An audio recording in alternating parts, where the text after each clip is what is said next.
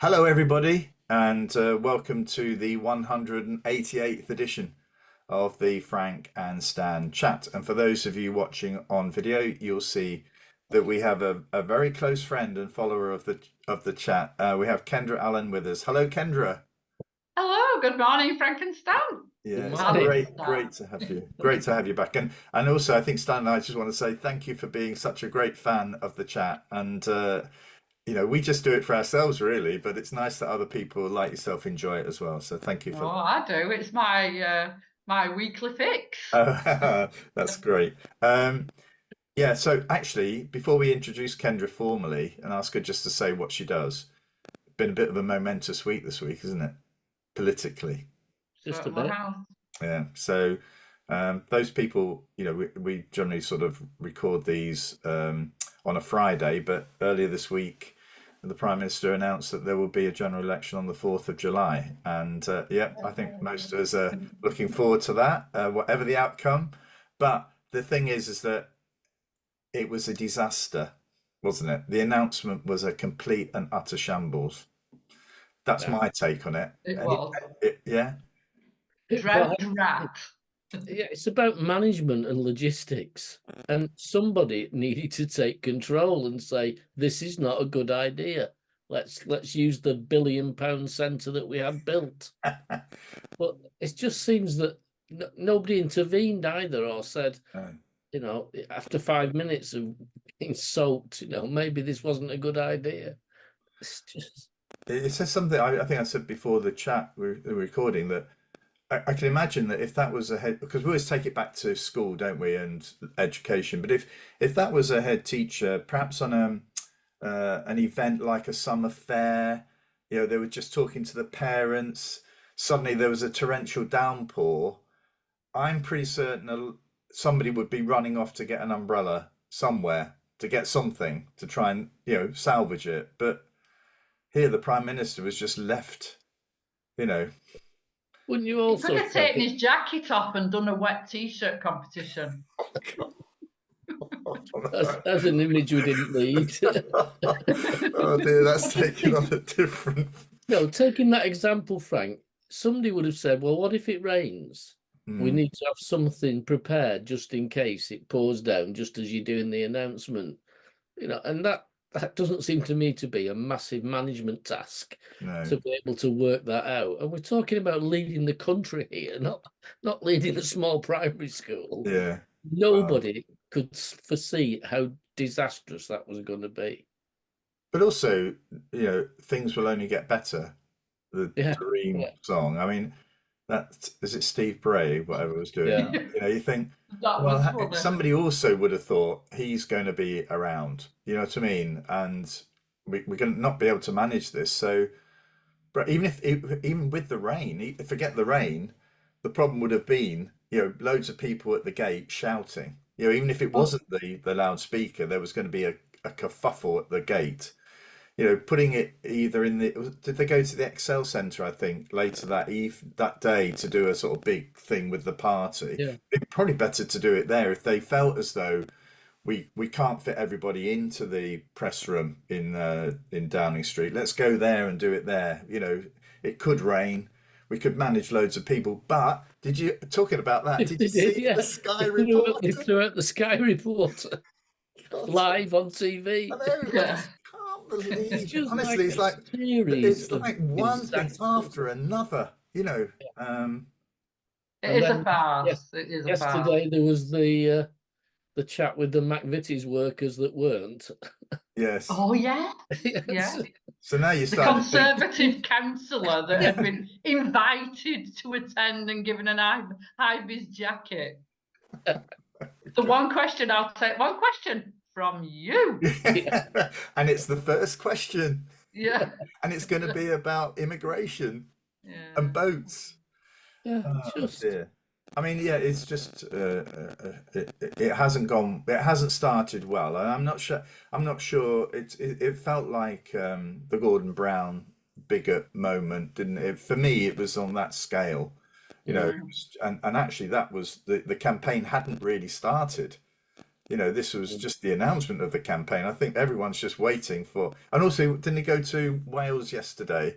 Yeah, that's if they were enjoying the You're looking going to look forward. forward to the football. The Euros, yeah. Honestly, You mean those Euros that we haven't qualified for? Yeah. well, we're going to have 6 weeks of this, so and no Yeah. doubt, may well be that other political parties also muck it up. So I'm sure this will be part of the discussion. But anyway, Kendra, for those people who don't know you, can you just give a little summary as to who you are and how we know each other? I'm a retired head teacher, currently working with the Stan's company, Athena, as a senior advisor, and I had 4 headships ending up in a 3-form entry. I know Stan because he was my mentor when I became a new head teacher, and then we used to chew the cud at Manchester United watching the game. But in fact, I did get a bit of imposter syndrome this week with all these absolutely phenomenally intelligent, gifted people that you've been on, and they all seem to have a book. So I thought, well, I've written a book. Oh wow, 1977. No, right. 1997. It's only my dissertation for my MEd, but I looked through it because I thought that Stan might be in it because it was about being a new head teacher and being writing a school development plan, and it's not named, but I know that I've written about Stan in my dissertation for my MEd. Well, And then Frank, we've gone. I was going to say, if you remember that almost a niece, you're not a niece, but like a niece of mine, did her MEd on turning schools round, and she'd done all the academic side of it, and she interviewed you about how you've done it in so many schools. And she said it was like a tick list of all what the academics had said you need to do and when you need to do it. She said, and I was like ticking them off, and Kendra got them all in all everything. Oh, well, it cost me a fortune for her to say that, And then Frank, we've met a couple of times at conferences and things. We have. The man who you only ever see on here sat down is a lot taller than you imagine him to be. You are taller than you look on the sat in the chair, Frank. Oh dear. Well, thank you also for encouraging people to watch the chat and to listen to the chat. And yeah, I think it means a lot, certainly to Stan and myself. So thank you for that. And it's great to have you. And Stan's going on holiday in a couple of weeks, so we're hoping that Kendra will be able to step in and it'll be the Frank and Kendra show. When we've got a couple of guests when Stan's away. So let's crack on. Stan, I know we were going to talk about the Prime Minister in the rain, but we got onto that. But you've got something else you were going to talk about as well. Yeah, I've only read it today. I read it in Schools Week. It's an inspection of a school called Kensington Avenue Primary School that happened on the 3rd and 4th of July 23 and was published just recently. And you just think, wow, that's a delay. But during that delay, there were 2 more inspections to gather further evidence. One in October, and then 2 days in March 24. So sort of 9 months after the original inspection, they were still collecting evidence and found it to be requires improvement. But it's just a nonsense because there were 8 different inspectors. So there were the original 2, and then I think 3 went in to gather more evidence, and then there was a complaint about what they'd come up with about being inaccurate. So they sent people from a different region to do another 2 days. And it's just, and then what got me was you think after all that it'd be perfect, but there's a sentence in it that stands out to me like this means that some pupils, including in early years, are not learning knowledge across the curriculum. They're not learning.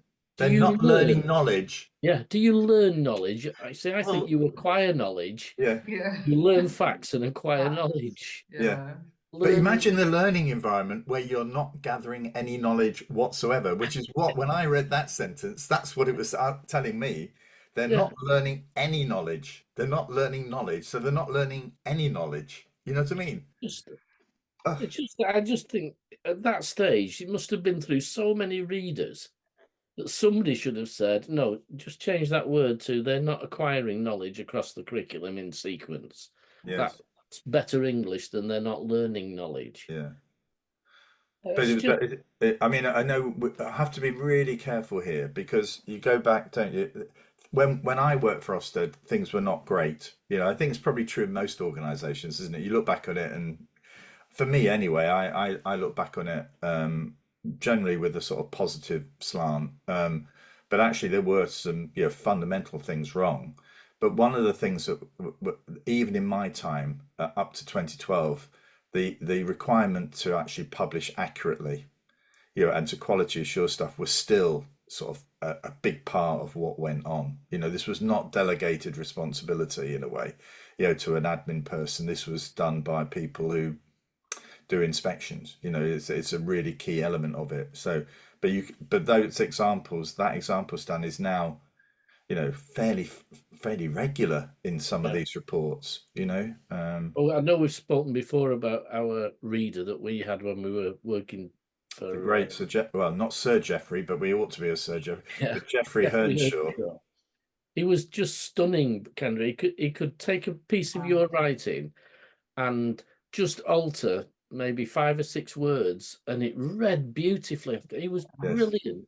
And I've said this before. My last report I did on a nursery, he sent me a letter back saying, "This is probably the best report I've ever read. There are 152 edits that I am suggesting." But I think, I mean, in those days, reports were very long, weren't they? They were sort of Yeah. like 60 Right. to 90 pages. But I think even now, if the likes of Geoffrey Hearnshaw, even with the sort of limitations of these really sort of not very helpful reports, I still feel as though somebody like him would add value to the report writing, and make it sharper and clip better, Do you let everyone read the same? I mean, Mm. I have Ofsted reports delivered as they're published within a 50-mile radius. And don't get me wrong, I'm not that sad that I let Well, him I am. read. I read loads each week. Well, I read some, but they're predominantly schools that I know or I've Yeah, heard of or are of interest.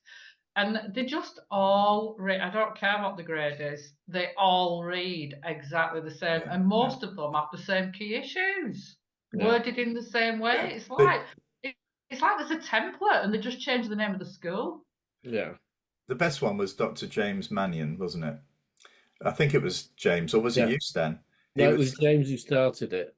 James started by you had to guess the grade, Mm. and Read the opening paragraph and can you guess the grade of this school? invariably we were getting it wrong. Yeah. The first paragraph was not giving you an indication of where this report was going to go. Well, it normally starts, doesn't it, with pupils are happy to attend this Mm. school. Yeah. Well, if they're happy to attend it and they feel safe and they are learning, then Let's move on, shall we? Let's spend some money doing something else. But Yeah. on the other hand, there's just been a report out from one of the academies where I think 87% of parents said they wouldn't recommend it as a school. This and was it's Australia, quite wasn't it? good. Yeah, And it's still got good. yeah. I worked in a school once as the advisor, and some of the staff weren't happy with the head. I mean, that can happen, can't it? And they were damning in the staff report of the head teacher, and she still got good because they liked her and she said what they wanted to hear. And I mean, yeah, so like you can say what you want on these things, and Yeah. The thing. Well, that's why Ofsted, I think, shot themselves in the foot with their argument as why it needs a one-word grade, because people can interpret it different ways. In that case, it's not well written. No. You shouldn't be able to read a report and have somebody saying, "Yeah, that sounds like a outstanding school," and somebody else saying, "Like it's in special measures." yeah. I think I was looking at Stan and I have been looking at this week's edition of Schools Week, and I don't know if you noticed, Stan, but on the right hand side it has quite early on in the online edition the 5 most read articles from the week. and 3 of them were Ofsted related. And I think that in a way is a really bad sign, Mm. that the inspection of schools has become so prominent that it actually sort of filling up people's interest and time, when in fact it should be more of a occasional visit, more a much more supportive one, identifying when there are weaknesses. But I think there's such a lack of confidence in the inspectorate that you put anything up, it's a bit like the Daily Mail, isn't it? You say something about migrants and boats, you might sell a few more papers to Daily Mail readers. It feels as though Ofsted's position in the education world has become too prominent and too Well, significant. if you were a provider, which we were from times, if you put Ofsted in the name of any course you were running, you could guarantee to fill it Really? Right. because Okay. people just wanted to know what was happening with Yeah. Ofsted Yeah. all the time. Yeah. Well, they need to, everyone watching this and beyond needs to complete the alternative big listen then, don't they? And Well, get their views across again yeah. about Well, Ofsted. thank you for the plug. Thank you for the plug. Right, Kendra, what's caught your eye this week? Well, I want to talk about darts. And last night it was the Premier League darts final. Luke Littler, 17-year-old, new on the scene, against Luke Humphreys, who's the world number 1. But before that, the day before, on Wednesday, the 22nd of May, it was National Numeracy Day. And the Professional Darts Corporation are working with a maths programme. So they've worked with a company to write a maths programme. And they took some children to the O2 Arena where the final was being held last night. And they met with Luke Littler and Luke Humphreys to talk about maths and Wow. how important maths is. And they were brilliant. I mean, the one for those who don't play darts, 170 is the highest checkout that you can do on a dart playing darts, and you can give these dart players like any number, and they will tell you how to check out. And they were doing that with Luke Littler at 17, who has no GCSEs, and obviously, and it made me think actually of last week's Frankenstein chat with Owen Pugh, where he was talking about, well, Stan brought up attendance, and he was talking about Yes. bunking off schools and the reasons that he had bunked off school as a child, which were fascinating. And it was so interesting listening to him and his views on attendance. But I'm guessing, and I don't know, but I'm guessing that Luke Littler missed an awful lot of school because he was playing darts or practicing or doing whatever. And you can give him any number up to 170, and he can. And the other thing that they have to do, there are so many numbers that you can't check out on. Yes. But Yes. as they're throwing the darts, they're always working out what they haven't got to end up on, a number that they can't finish on. So, and Luke Humphreys, totally different upbringing. He loved maths at school, loved mental maths. Luke Littler started playing at 2. Luke Humphreys, the world number 1, started playing as a teenager. But Right. he said that the way that he was taught maths at school really, really helped him. And I thought this push with all these young children, and they were really enthusing these children. Yeah.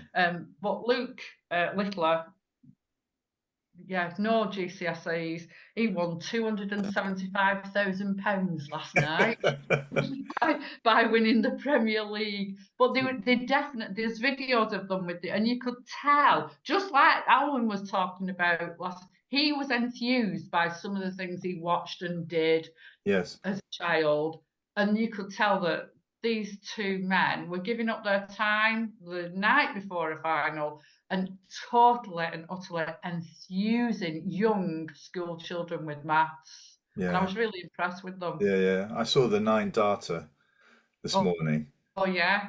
Uh, We but watched it also, last just night. to pick up on the Alwyn thing, Stan, is that I won't mention the name, but a former HMI also watched that video with Alwyn and said that he bunked off on a Wednesday afternoon because he had a job.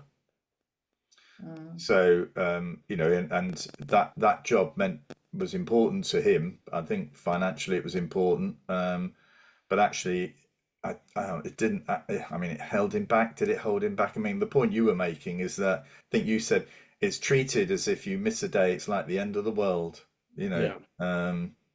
Well, the other thing I think I said off air afterwards when Alwyn had bunked off for all these fantastic reasons, and I said, well, I did bunk off school one day to see Martin Buchan's debut at Old Trafford. Because it was I think it was during the energy crisis, and football had no floodlights, so they had to play in the afternoon, and they played on I a think Tuesday afternoon.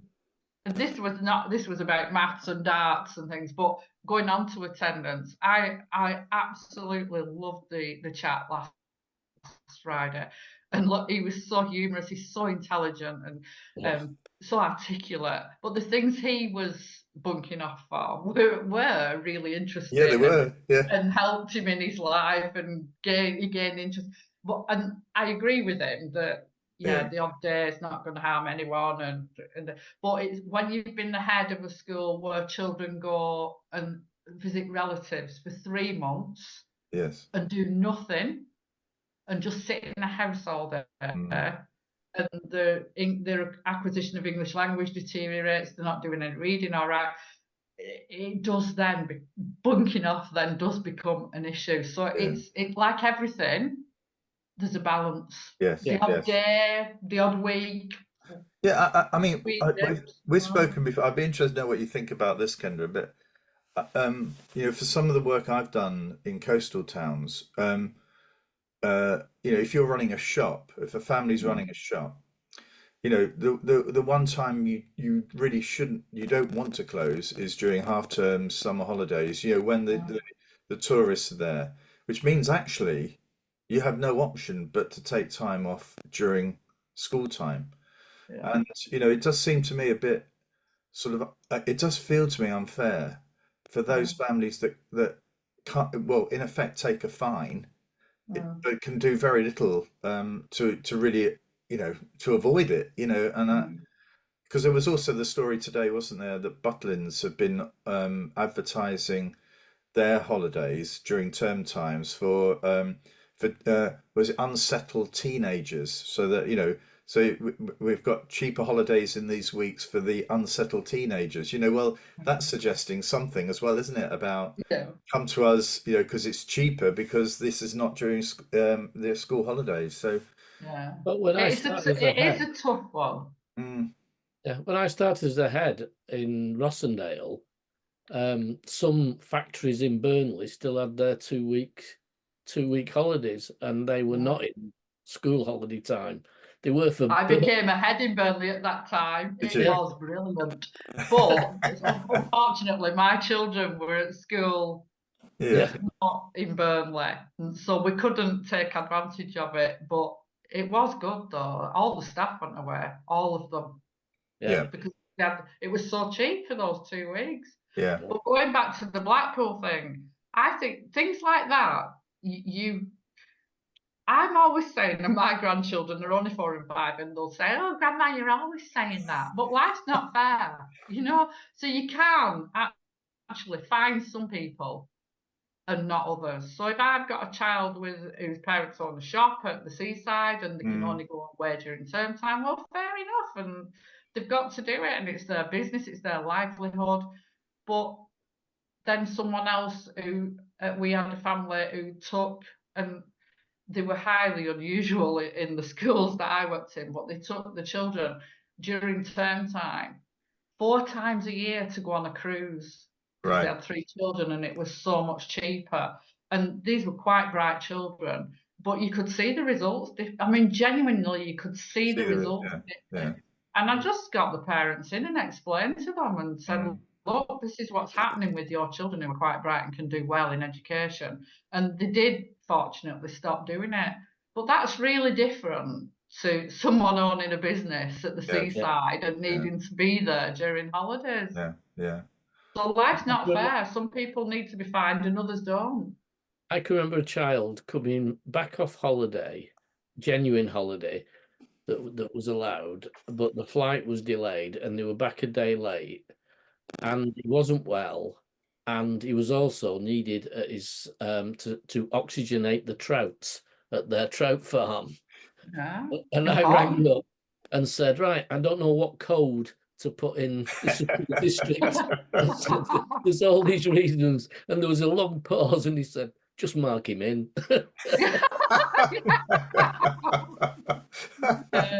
But you get the other thing is that because of dishonesty, so in a local school close to where I live, a mum went to pick a child up last week for the afternoon. They'd been in school in the morning, fine, picked them up because they had an appointment.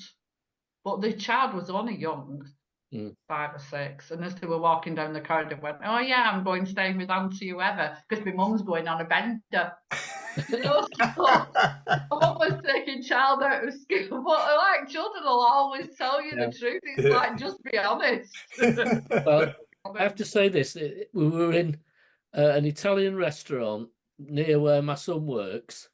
In fact, you've been in it, Kendra, and the waiter came over and recognised Paul and said, "Oh yeah, my children, blah blah blah," and then came with his phone with WhatsApp with his children on it to talk to Paul and say, yeah, and he said they're at such a holiday place. They're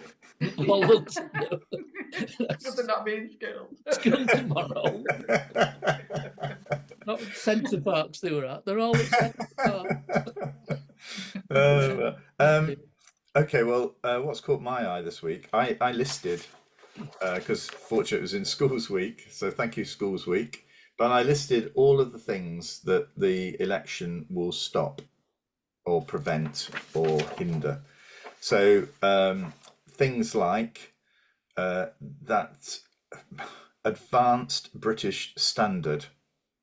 You know, this is the replacement for, just British, when in fact it's English, because the Scots and the Welsh will do their own things anyway, and the Northern, those in Northern Ireland. But anyway, the advanced British standard, that won't see the light of day now. That's if Labour get in, then that will be seen as a Rishi Sunak project and will fall away. The minimum service levels plan, which was very unpopular, that hasn't made it through. Elective home education consultation, that's stuck. Things around the lifting of the 50% admissions for faith schools. Is that going to see the light of day? Plans to reduce 5 hours workload as part of the retention and recruitment plan for teacher workload. I don't know where that's going to go. Oh, I didn't realise, but there was meant to be a model history curriculum promised in October 2021 that's been sitting on someone's desk in the DfE, but also the cultural education plan that was pledged in spring 2022 remains unpublished. It's sort of like, these are the promises, aren't there? These are the things that then become actually quite difficult to implement, because things like the workload issue, to knock 5 hours off of teachers' workload, that sounds great, but it's a problem, implementing that. But in some But cases, it's a good news item, isn't it? Well, we're doing something about it. I suspect that's it, Frank, that it gets a headline and then nobody ever asks, did it ever come in? Because they assume it did, because they saw it on the news that they were going to reduce teachers' hours by 5 hours, so it must have happened. Yeah. Well, I felt, it's not on the list, but it's related to children. The one thing that I think Sunak's proposal about smoking. Now, whether you agree with the length of time it takes and whatever, it's an intrusion and all that. But personally, I think we need to do all we can to stop children vaping, stop children smoking. But that's hit the buffers now. So, and that was something that Labour were willing to support. And the point I wanted to make here was, it was announced on Wednesday. Parliament closes today. I can't understand why Parliament's not allowed to run another week or so that all this tidying up can be done in a much more sensible and measured way. And then, that doesn't stop, from, the starting gun is started, but let's face it, going into Parliament, if you've watched Parliament session, some of these bills are being passed with very, very few numbers in the chamber. I can't see if Labour were going to support that Sunak smoking proposal. That could be arranged between the whips very, very easily. But this desire to get it over and done with, 2 days we're all out doing the hustings and around being interviewed by supporters in high vis jackets who are really pretending not to be supporters but are supporters. All of that nonsense is happening while the decision, the act that would have gone through preventing more young people from smoking, that's pushed to one side. I just think that wasn't really thought through, was it, completely? Because the idea that in years' time, several years' time, there's a 40-year-old who can buy cigarettes, but there's a 39-year-old who can't. And how would you police that? Excuse me, you want cigarettes? Are you sure you're 40? You don't. Well, I'll buy it for you. Yeah. I just think they should have put a top age limit on it to say that will continue up until this particular cohort are, say, 25, and then. Well, that could have been discussed as part of the proposals. Yeah. That, within Parliament, that could have been a recommendation from one of the opposition parties or from within the Tory ranks. But just the fact that this is stopped as well, also. Well, are there not so many things that grab a headline and then no one, you never see them again. You never hear about them again.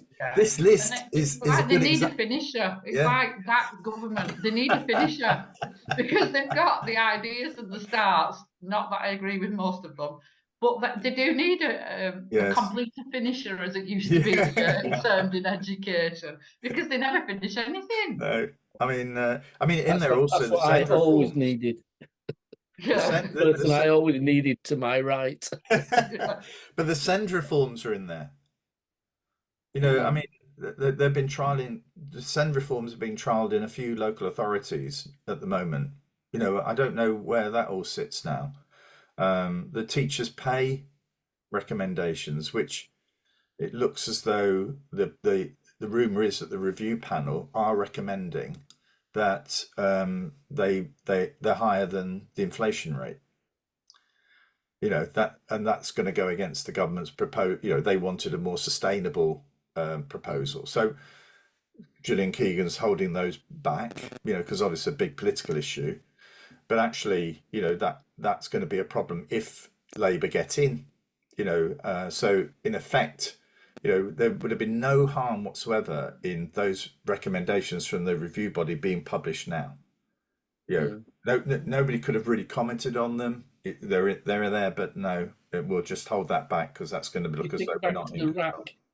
Things. One of the whistleblowers had said, oh yeah, we did know about it, but we're told let's just keep it under wraps until after the next election. It's no longer our. But this is Venel's in Post Office inquiry. I just thought that as well. It is. This is about reputation over safety. This is reputation over lives. And money over lives. Yes. Yeah. So yeah, I just think it's what from that list. What will happen is I hope if a new government comes in, I hope somebody more mature and more open takes the reins and actually is more realistic about what can be done. And I think for me, I feel as though we've had a government that's been centrally driving everything, wanting to control everything. And I think we I don't know about you, but I get so tired of hearing people talking about how bad things are in schools. And I do visit schools, and I can tell you now, if anybody is not in a school, people are working their off to try and keep this thing rolling. It may not be done to the way that somebody wants it being done or whatever, but that's not because of a lack of effort. That's not because of an unprofessional attitude, and I just hope that there's somebody coming in who's going to recognize that and uses all of that expertise that there is in local schools to enable them to help improve themselves rather than be told you've got to do it this way. Why? Well, because one of our czars told you you've got to do it this way. You know, so Well, I just hope. they need to get really sensible advice. Whoever wins the election, get advice from people who know what they're talking about. And I say it on Twitter regularly, and I do mean it. That, do you know, you and your HMI ex-colleagues, Yeah. Frank, and people like Alwyn, and there's all different people that you've had on as guests, and I just think I'd rather they were running education than ministers and asking people who are just saying what they want to hear. Well, let's have some honesty. And head teachers are on their knees because they are working so hard to make things right for children. Yeah, I agree. I agree. And really, that's a good way to end this week's chat, isn't it? Really, yeah, recognizing that we, you know, I don't know about you, but I look at my life now and think how relatively easy it is compared to those who are managing a school, you know. Or even when we were heads. Yes. I No, often think how much easier being a head was when I was a head, and it's not that long ago, to what it is these days. I don't think I'd enjoy being a head teacher. Mind you, I'd still plough my own furrow. I would just ignore. Well, I think actually and there's a message there for anybody who is a head or aspiring to be a head. I think all three of us got to a point where I think we all said what's being recommended here or what we're being told to do is not in the best interests of our communities, our schools, our children. And actually, we fought the fight to try and preserve what we believe to be the right things to do. We didn't. I mean, I certainly didn't capitulate when the National Literacy Strategy, National Numeracy Strategy, were all driven None of us through. did. You know, I still continued. You know, I thought to myself, I cannot deliver the lesson that I'm being expected to deliver through the National Literacy Strategy. I'm not going to ask the teachers that work in our school to do something I certainly am way off doing.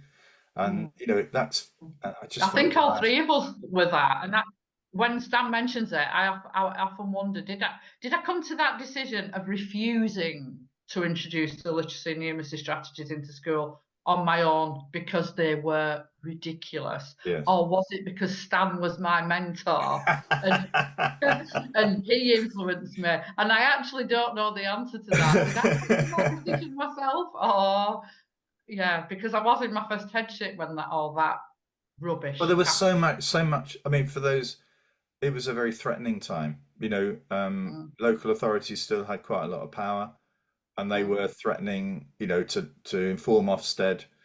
Ofsted were being used as a bit of a sort of device to get people to line up. But I mean, not that it's just a league table, but to be honest, we knew how to deliver literacy. We'd proved that we could deliver literacy to a high standard. And that's not to say that everything we were doing was perfect. And there were elements within the literacy strategy that were helpful. But forcing everybody to do it was from my point of view, it was the wrong thing. That clock. I would have nightmares about that clock. I didn't force it, Frank, which is why I was able to put my hands up and say we're not doing it.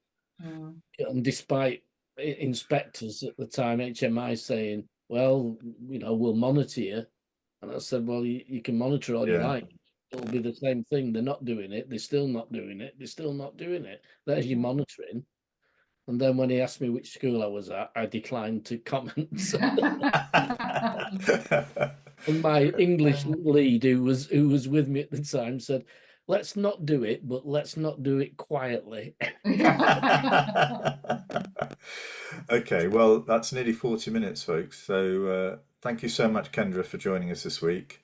Thank you both. It's been a pleasure as always. And I'll arrange those dates when Stan's away for you to be Stan's deputy again. But also next week we have we're not on next week because it's half term for some, but the following week in Stockport primaries have 2 weeks. I don't know if that's the same where you are, but again, that's a decision that staff really like in primaries in this area because the second week is always a bit cheaper for holidays.